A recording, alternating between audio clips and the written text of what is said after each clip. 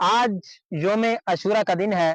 آج کے دن کی بہت ساری فضیلتیں ہیں، برکتیں ہیں، لیکن وہ کہتے ہیں نا کہ بعض لوگوں ایسے ہوتے ہیں کہ جو اس دن کو بھی ایسے ہی گزار دیتے ہیں۔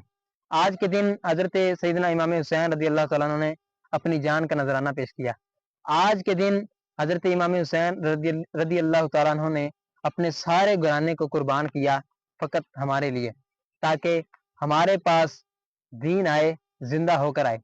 اس وقت یزید بھی تو مسلمان ہی تھا، لیکن اس کا جو نظریہ تھا وہ یہ تھا کہ معاذ اللہ شرابیں پیو، جوا کھیلو، جو اللہ رب العزت کی نافرمانی والے کام تھے وہ سارے اس نے کیے۔ لیکن امام حسین رضی اللہ تعالیٰ عنہ نے فقط اگر اپنی جان کا نذرانہ پیش کیا تو ہمارے لیے، ان کے دل میں ہمارے لیے یہ ہمدردی تھی کہ جس طرح آقا علیہ السلام نے ہم سے جنت کا وعدہ فرمایا، جو آنے والے لوگ ہیں ان سے وعدہ تو نہیں فرمایا، لیکن وہ ایسے عمل کریں کہ جن سے وہ جنت میں چلے جائیں۔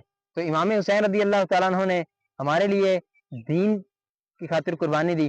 لیکن اگر ہم سوچیں، سمجھیں، دیکھیں کہ امام حسین رضی اللہ تعالیٰ عنہ نے قربانی پیش کیوں کی؟ باقی تو لوگ بھی موجود تھے، باقی صحابہ بھی موجود تھے، لیکن اس کی جو سب سے ریزن یہ ہے کہ امام حسین رضی اللہ تعالیٰ عنہ جنگ کے لیے نہیں گئے تھے، ان کو دھوکے سے بلایا گیا تھا۔